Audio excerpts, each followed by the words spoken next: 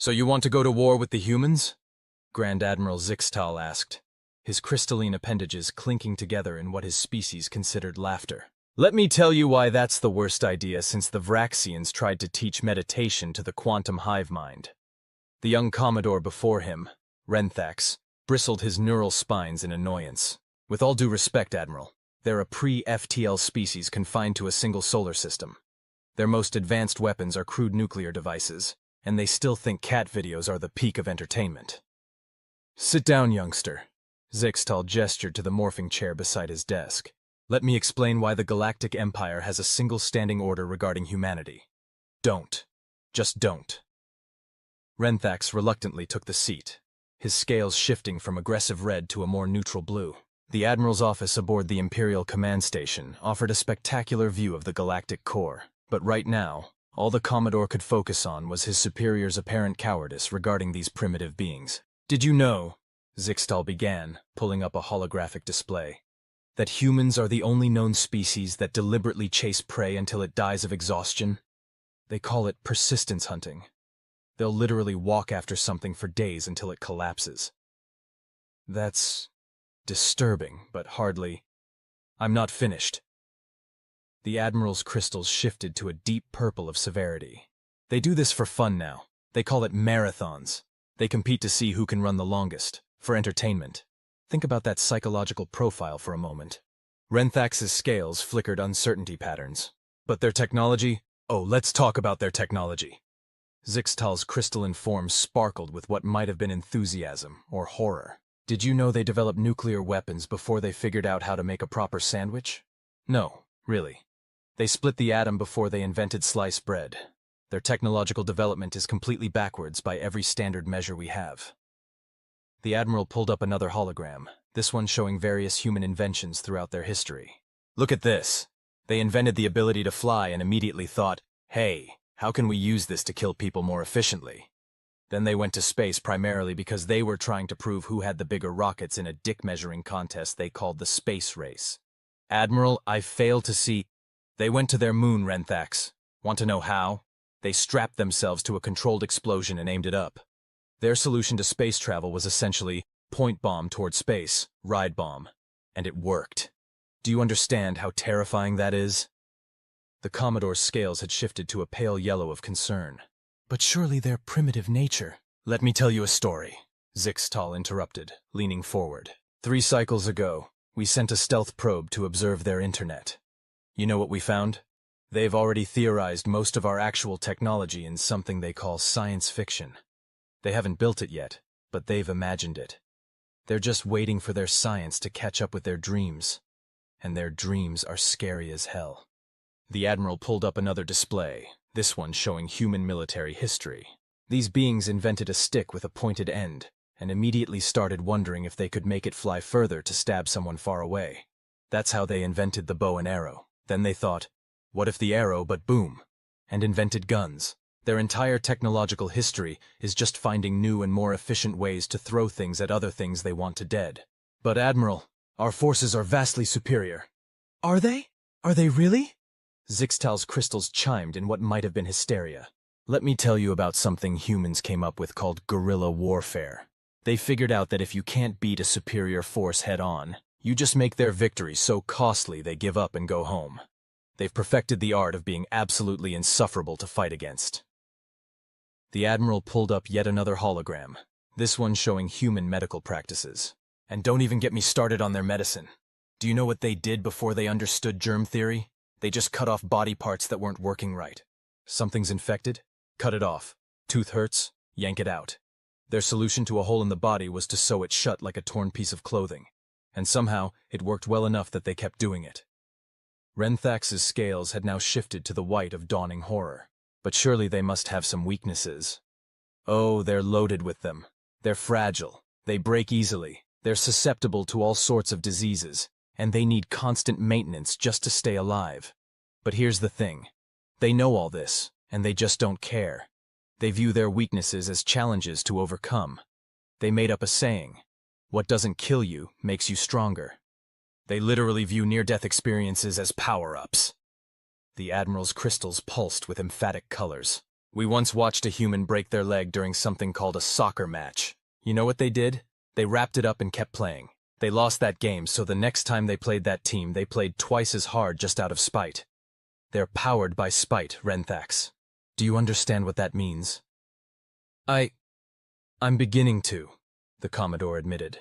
No, you're really not. Zixtal pulled up one final hologram, this one showing various human entertainment media. Look at this. They make up stories about defeating invading aliens for fun. They've been practicing for war with us in their imagination for centuries. They have thousands of scenarios already worked out. And the scary part? In their stories, they always win. Always. Even if they lose, they eventually win. They've programmed themselves to believe victory is inevitable if they just keep fighting. The Admiral's crystals settled into a somber blue. And here's the worst part. They're adaptable. Incredibly, terrifyingly adaptable.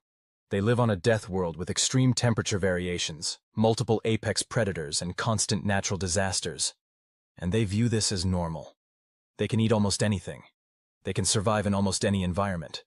They're like a virus that thinks. But they're so primitive, Renthax protested weakly. Yes, and that's exactly why we leave them alone. Right now they're contained. They're too busy fighting among themselves to look outward. But if we give them a common enemy, Zixtal's crystals shuddered. They'll unite. And when humans unite, they accomplish terrifying things in terrifyingly short amounts of time. The Admiral pulled up one last document, the official Imperial policy regarding Earth. Look at this. We discovered them right as they were entering their atomic age. We watched them go from first flight to landing on their moon in less than 70 years. That's not natural. That's not normal. That's terrifying. But what could they possibly do to our empire? Renthax asked, though his scales had settled into the gray of resignation. Right now, probably not much. But remember what I said about their adaptability?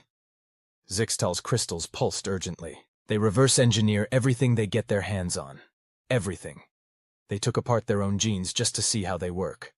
Their scientists do things just to prove they can be done. They have a saying, "Hold my beer and watch this." Those words are usually followed by either a brilliant innovation or a spectacular disaster.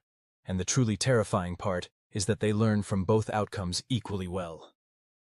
The Admiral stood up, his crystalline form catching the light of the galactic core. So no, Commodore Renthax, we will not be going to war with the humans. We will continue our policy of non-intervention. We will watch, we will wait, and we will pray to whatever gods might exist that they never develop FTL travel before they mature as a species.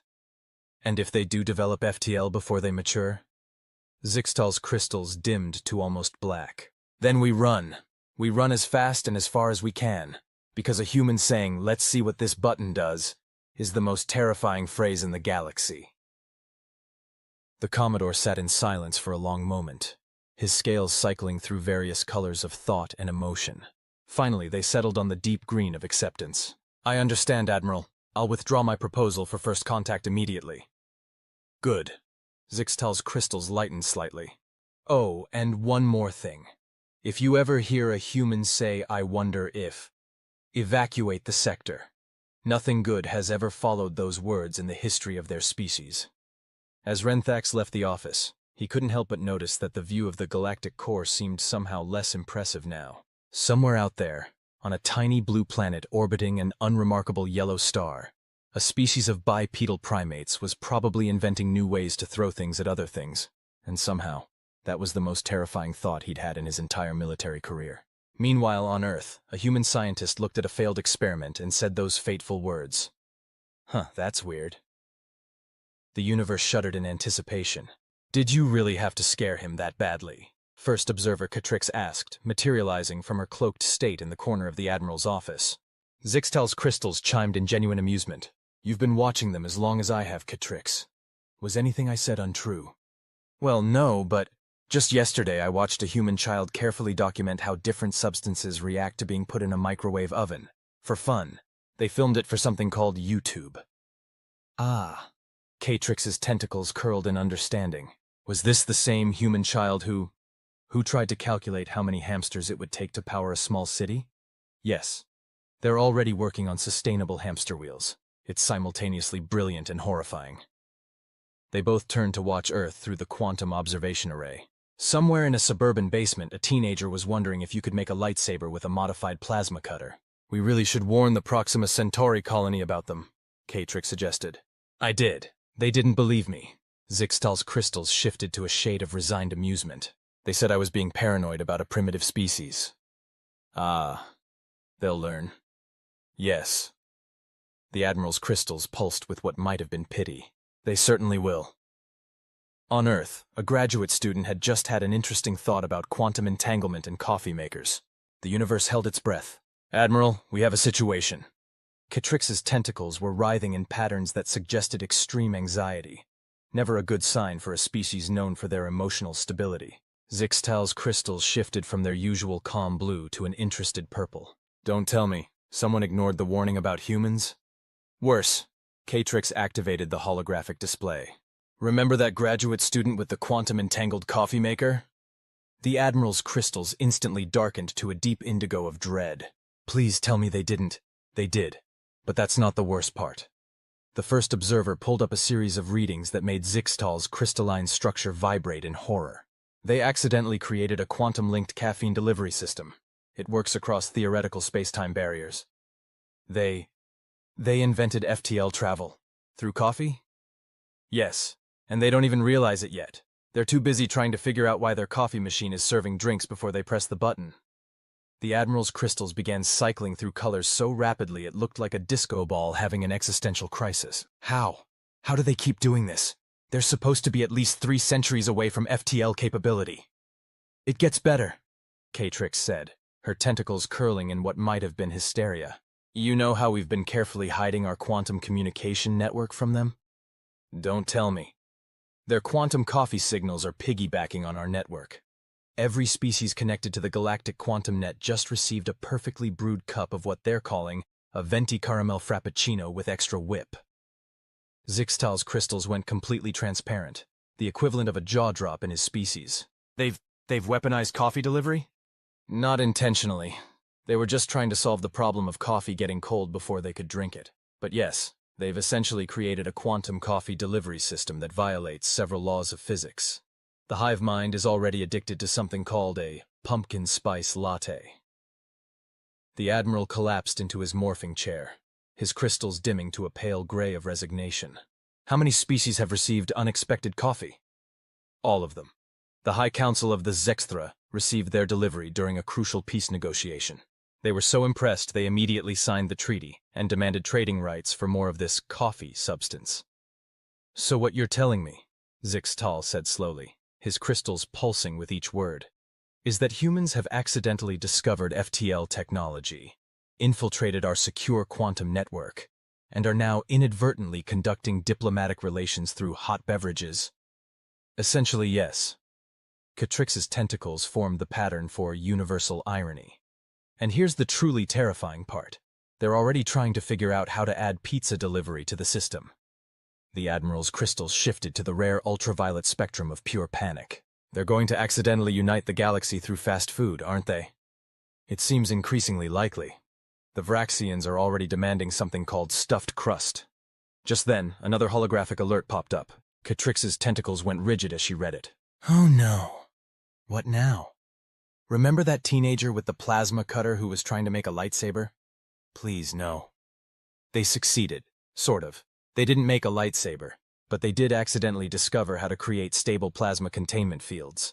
They're using them to make, what are these called? Hover skateboards? The Admiral's crystals began vibrating at a frequency that suggested imminent structural failure. They discovered stable plasma containment, something we've been researching for centuries. Because a teenager wanted to recreate a weapon from a movie? Yes, and they're already selling the patents to toy companies. Zixtal turned to stare out at the galactic core, his crystals pulsing slowly in thought. Katrix, do you remember when we first discovered humans? How we thought they were just another primitive species that would take millennia to reach spacefaring capability? To be fair, Admiral, most species don't discover revolutionary technologies through coffee machines and toy development. No, they don't. The Admiral's crystals shifted to a deep gold of revelation. And that's exactly why humans are so dangerous. They don't follow any logical progression of technological development. They don't wait to discover the underlying principles before building things. They just do stuff to see what happens. Like the time they invented superconductivity while trying to make better ice cream? Exactly like that. Zixtal's crystals pulsed with renewed purpose. We need to update the official policy on humanity. To what exactly? New standing order. If a human says, "Wouldn't it be cool if," followed by any suggestion involving food, toys, or consumer convenience, evacuate the sector immediately. They're about to accidentally revolutionize something. K-Trix's tentacles formed the pattern for amused agreement. Should we warn them that they've discovered FTL travel? Absolutely not. Right now, they think they've just invented really efficient coffee delivery. The moment they realize what they've actually done, the Admiral's crystals shuddered. Let's just hope they don't figure it out until after they've accidentally solved world peace through pizza delivery. Another alert popped up on the holographic display. K-Trix read it, and her tentacles went completely limp. Admiral, I don't want to know. That child with the hamster wheel power generation project? They just discovered zero-point energy.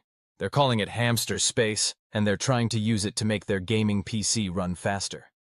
Zixtal's crystals briefly displayed every known color in the visible spectrum before settling on a resigned pink. Of course they are.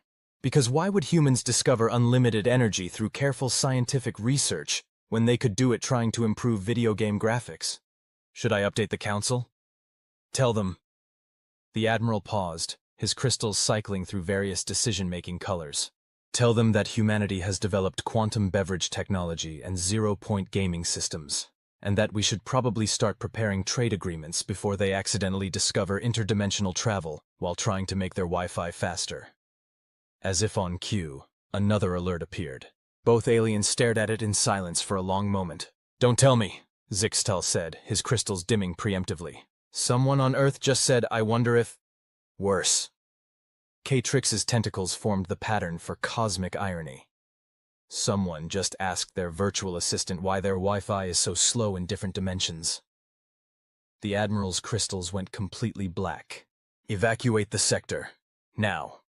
Meanwhile on Earth, a frustrated teenager was wondering why their room had suddenly developed extraspatial dimensions while they were trying to improve their internet connection. The universe didn't just shudder, it began taking notes. In the depths of space, the quantum network hummed with unexpected coffee deliveries, while somewhere in the high council chambers, the most powerful beings in the galaxy were arguing about pizza toppings. The future of interstellar relations, it seemed, would be determined by humanity's constant attempts to make their daily lives slightly more convenient. And somehow, that was both more terrifying and more hopeful than any scenario the Galactic Empire had ever prepared for. You know what's really going to bake their noodles? K-Trix said as they watched Earth through the quantum observation array. When they realized they invented teleportation last week while trying to figure out why their food delivery was always cold. Zixtal's crystals pulsed in what might have been a sigh. Just don't tell them. Let them figure it out on their own. Preferably after we've finished updating our defense protocols against accidentally revolutionary human convenience technology. On Earth, a bored office worker wondered if they could train their new quantum coffee maker to deliver donuts, too. The fabric of space-time braced itself for another accidental paradigm shift. Emergency Council Session Protocol initiated, the quantum network announced, its usual calm tones somehow managing to convey panic. Grand Admiral Zixtal materialized in the High Council chamber alongside representatives from every major galactic civilization. His crystals immediately registered that something was very, very wrong. The hive mind was stress-eating quantum-delivered churros. Status report, demanded High Counselor Vexna, her energy form flickering with barely contained anxiety. First observer K-Trix's tentacles formed the pattern for universal facepalm before she began. Remember how we were worried humans would accidentally discover interdimensional travel while trying to fix their Wi-Fi? A collective groan echoed through the chamber. Well, good news, they didn't. K-Trix's tentacles twisted in what could only be described as painful amusement. Instead, they discovered it while trying to figure out why their streaming services were buffering during thunderstorms. How? The hive mind asked through a mouthful of cinnamon sugar-coated fried dough. How do they keep doing this? Apparently, K-Trix continued, her tentacles dancing with incredulity. A teenager was frustrated that their favorite show kept buffering during bad weather. They wondered if they could just grab the signal from a dimension where it wasn't raining. Zixtal's crystals pulsed in horrified understanding. Please tell me they didn't. They did. They created what they're calling a weather dodge streaming proxy. It automatically pulls entertainment signals from parallel dimensions where the weather isn't interfering with reception. The High Council chamber erupted in chaos. The Vraxians began stress meditating, the energy beings started stress glowing, and the hive mind ordered another round of churros. But that's not even the worst part, Catrix added, her tentacles now forming shapes that didn't even exist in normal geometry. How could it possibly get worse? Vexna demanded. They're using it to... Catrix's tentacles trembled. They're using interdimensional travel to avoid streaming service regional restrictions. The silence that followed was so profound it actually created a temporary vacuum in the council chamber. They discovered one of the fundamental secrets of the universe, Zixtal said slowly, his crystals cycling through colors of disbelief. So they could watch shows that aren't available in their region? Yes, and they're charging $5.99 a month for the service. The hive mind choked on its churro. Current subscriber count is approaching 1 billion, Catrix added. They're calling it Netflix VPN Plus Ultra. The Ultra was added because, and I quote, it sounds cooler. High Counselor Vexna's energy form flickered in what might have been a stroke. Are you telling me humans have monetized interdimensional travel as a streaming service add-on? To be fair, Catrix's tentacles formed the pattern for silver lining. They still don't realize it's actual interdimensional travel. They think they've just created really good proxy servers. Although... Her tentacles squirmed uncomfortably. Although what? The entire council asked in unison. Some users are reporting that they're getting show endings from parallel dimensions where the writers made different choices. There's currently a massive online debate about whether the ending of something called Game of Thrones was better in Universe B or Universe C. Zixtal's crystals went so pale they were almost invisible. They're accidentally accessing parallel timelines for entertainment purposes? Yes, and they're leaving reviews. The Admiral turned to the High Council, his crystals pulsing with urgent purpose. We need to act now, before... Another emergency alert flashed across the quantum network. Catrix read it and her tentacles tied themselves into actual knots. Don't tell me, Zixtal said, his crystals already dimming in preparation for bad news. Someone just said, wouldn't it be cool if... Worse, someone just asked why they can't use their new streaming technology to order food from dimensions where it arrives hot and fresh. The entire council chamber went still. They're about to combine their quantum coffee delivery system with their interdimensional streaming service, aren't they? The hive mind asked, slowly putting down its churro. Initial tests are scheduled for next Tuesday. They're starting with pizza delivery. Vexna's energy form stabilized into a rigid pattern of determination. New emergency protocols are hereby enacted. All civilizations are to immediately prepare for the possibility that humans are about to create an interdimensional food delivery service. Should we stop them? Someone asked. Are you volunteering to be the one to tell humans they can't have hot pizza delivered from any dimension they want?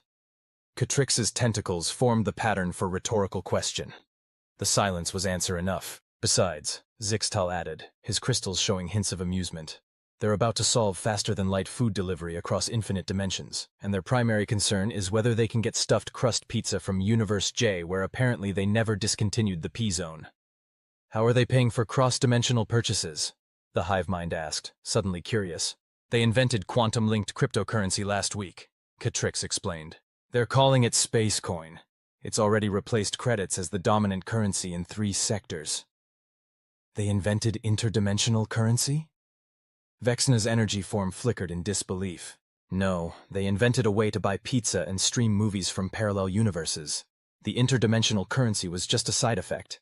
They still think it's just really good encryption. Zixtal's crystals suddenly shifted to alert red. Wait, if they're accessing parallel dimensions for entertainment and food delivery... Oh no. Catrix's tentacles went rigid. What? The council demanded. Has anyone checked if they've tried to use this technology to improve their gaming experience? Another alert flashed across the quantum network. Catrix read it and her tentacles immediately attempted to escape the room. They just launched something called Steam Infinity, she reported. It lets players access games from parallel dimensions where different development choices were made. They're currently review-bombing Universe E's version of Cyberpunk 2077. The Admiral's crystals began displaying colors that weren't supposed to exist in this dimension. They're critiquing parallel universe video games? The review system includes a dimensional stability rating and a parallel universe lag score. The High Council chamber erupted in another round of chaos. The Vraxians began comfort knitting with quantum strings. The energy beings started stress dividing, and the hive mind ordered pizza from 6 different dimensions. "New standing order," Vexna declared, her energy form pulsating with authority. "All civilizations are to immediately begin preparing for the possibility that humans are about to accidentally discover the unified theory of everything, while trying to reduce lag in online gaming." "Too late," K-Trix's tentacles spelled out. "Someone just posted on their Reddit, asking why their new gaming VPN is showing them advertisements from before the Big Bang." Zixtal's crystals went completely dark. They've figured out time travel through targeted advertising? No, but they're complaining about the load times. Meanwhile, on Earth, a frustrated gamer was wondering why their new interdimensional ad blocker was showing them pop-ups in languages that hadn't been invented yet. In a parallel universe, someone was leaving a 1-star review for a pizza that wouldn't be invented for another 3 centuries. And in the High Council chamber, the most powerful beings in the galaxy were coming to terms with the fact that humanity's quest for convenient entertainment and fast food delivery was about to revolutionize the fundamental nature of reality itself. "Should we tell them?" someone finally asked. "Tell them what?" Zixtal replied, his crystals showing the color of cosmic irony. "That they've invented interdimensional travel, time manipulation, and possibly discovered the secrets of creation itself. All because they were tired of waiting for pizza and Netflix to buffer? They'll figure it out eventually," Catrix added. "Probably when someone tries to use their game streaming service to play Half-Life 3 from a dimension where it was actually released." The universe, meanwhile, had given up on trying to maintain a coherent timeline, and was seriously considering getting into the pizza delivery business itself. After all, if you can't beat them, join them. Preferably with extra cheese and infinite dimensional breadsticks. "Code Rainbow," Catrix's tentacles spelled out as she materialized in Zixtal's office. "We have a code rainbow."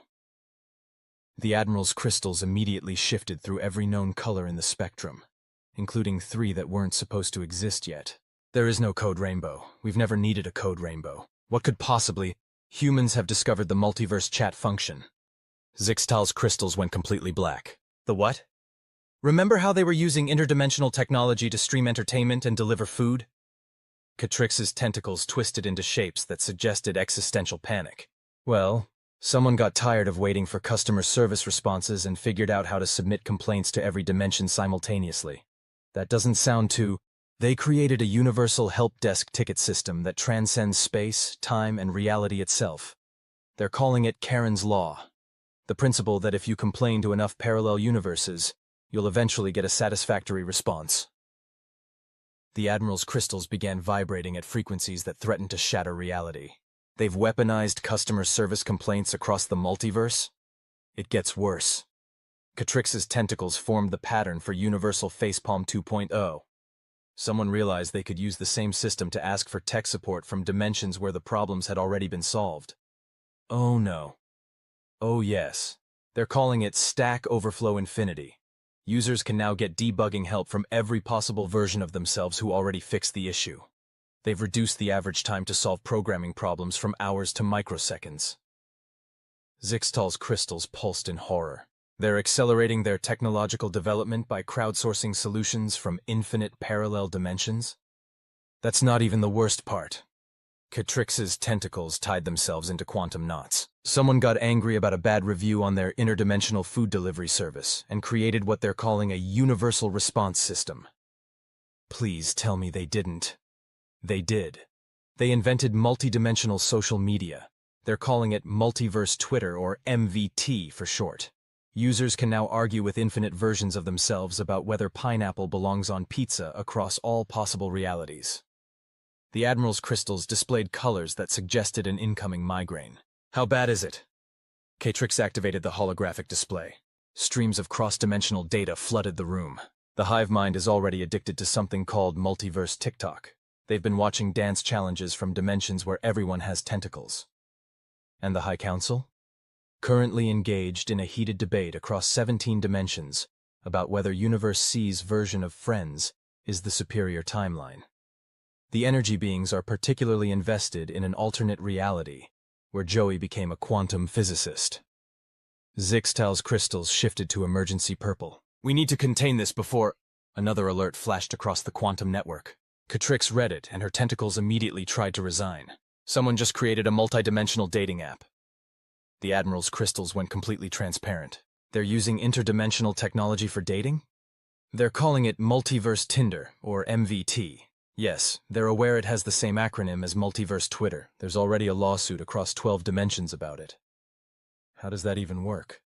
Users can now match with versions of potential partners from parallel universes. They're advertising it as "Find your soulmate across infinite realities," because somewhere, there's a version of your crush who actually likes you back. Zixtal's crystals began displaying colors that suggested the need for a stiff drink. Please tell me they haven't figured out how to... Interdimensional dating meetups are already happening. Apparently, Universe X has the best coffee shops for first dates, but Universe Y has better restaurants for anniversary dinners. There's a whole review system for cross-dimensional dating venues. The Admiral collapsed into his morphing chair. So now they're not just delivering food and entertainment across dimensions, they're actually going on dates in parallel universes? It gets better.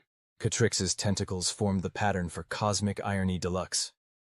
Someone got stood up on an interdimensional date and decided to create a universal scheduling system to prevent timeline confusion. They didn't. They did. They accidentally invented multidimensional time management while trying to coordinate date nights across parallel universes. The system automatically adjusts for temporal displacement, dimensional drift, and whether Mercury is in retrograde in any given reality. Just then, another alert pinged. Both aliens stared at it in horrified fascination. They've created a multi-dimensional social credit system for dating profiles, Catrix reported. Users can now check if alternate versions of their potential matches are red flags in other dimensions. They're using infinite parallel universes as character references? Yes, and they've gamified it. There's now a competitive ranking system for who's the best version of themselves across all possible realities. Zixtal's crystals shifted to a new color that could only be described as done with everything. So, to summarize, humans have not only discovered interdimensional travel, they're using it for customer service complaints, technical support, social media arguments, and dating. Don't forget the universal food delivery system. The Vraxians are currently obsessed with something called Universe P's Authentic Chicago Deep Dish Pizza. The Admiral's crystals pulsed in resignation. How long until they realize what they've actually done? Well, Catrix's tentacles formed the pattern for statistical probability. Given their current rate of accidental discoveries, they'll probably figure it out when someone tries to optimize their dating app's matching algorithm and accidentally discovers the unified theory of love across all possible realities. That's not a real thing. Another alert pinged. Correction, Catrix's tentacles spelled out. Someone just published a paper titled Quantum Entanglement and Romance, a cross-dimensional study of why you're still single in every universe. Zixtal's crystals briefly displayed a color that shouldn't have been possible in this dimension. They've turned their relationship problems into a field of quantum physics?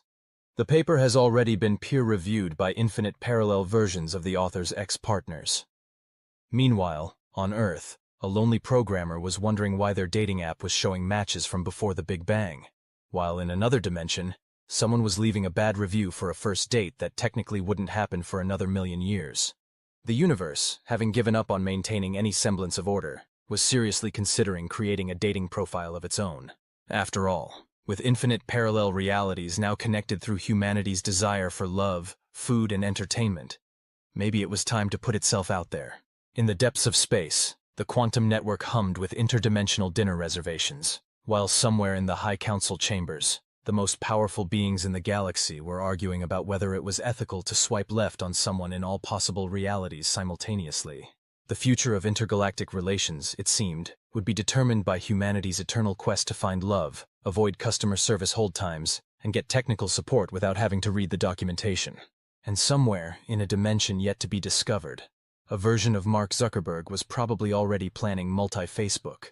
Because if there's one thing humans excel at, it's finding new ways to complicate their social lives across the entire space-time continuum. The end.